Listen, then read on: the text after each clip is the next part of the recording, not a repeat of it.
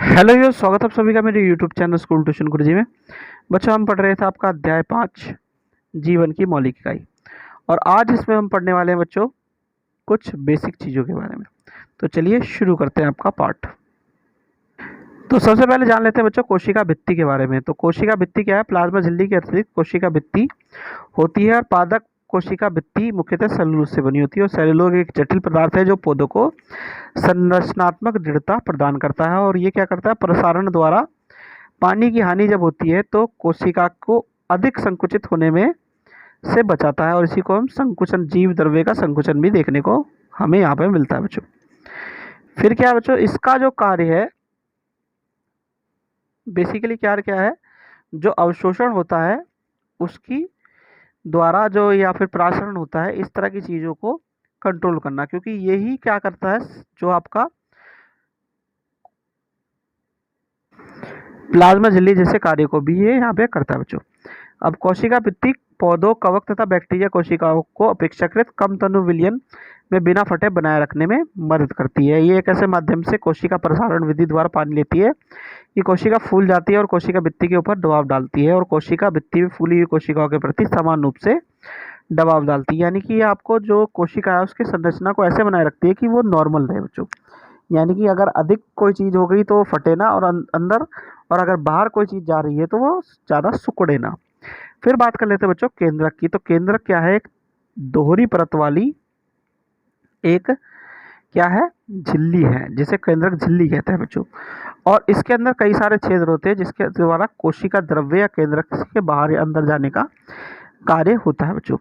अब केंद्रक के अंदर क्रोमोसोम होते हैं जो कि कोशिका विभाजन के समय दिखाई देते हैं, और हमें डीएनए और आरएनए जो कि एक संतति से दूसरी संतति में जा करके जो अनुवांशिक गुण है उसे पहुंचाने का काम करते हैं, और इसकी जो क्रियात्मक इकाई है, क्रियात्मक खंड है, इसे हम जीन कह रहे थे बच्चों। अब इसमें जो चीज़ें होती हैं बच्चों, अगर बात करें प्रोकैरियोटिक की, तो प्रोकैरियोटिक में जो आपकी केंद्रक झिल्ली होती है वो पूरी तरीके से दिखाई नहीं देती, यानी कि केंद्रक के क्षेत्र जो है पूरी तरीके से आपको देखने को नहीं मिलता है। तो इसे हम क्या कहते हैं? ऐसे क्षेत्र को केंद्रिकाएं कहते हैं। ठीक है बच्चों, क्योंकि यहाँ पे जो केंद्रक है वो अस्पष्ट होता है। लेकिन जब हम बात करते हैं बच्चों यूकैरियोटिक की, तो इसमें जो केंद्रक झिल्ली है वो काफ़ी स्पष्ट नजर आती है। और दूसरी तरफ एक चीज़ हमें और देखने को मिलती है, जो प्रोकैरियोटिक है उसमें जो आपके कोशिकांग हैं वो आपको देखने को नहीं मिलते हैं। लेकिन जब बात करते हैं किसकी?